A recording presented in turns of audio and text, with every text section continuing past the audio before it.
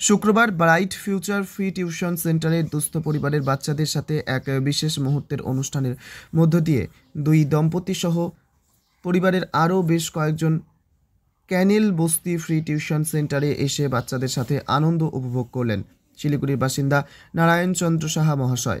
এদিন free tuition সেন্টারে উপস্থিত সকল বাচ্চাদের হাতে নতুন খাতা, কলম, cake, chocolate, juice, pencil, geometry box, pencil box সহ আরও অন্যান্য সামগ্রী দিয়ে পাশে দাঁড়িয়েছিলেন নারায়ণচন্দ্র সাহাবাবু, যিনি পেশায় একজন ইঞ্জিনিয়ার।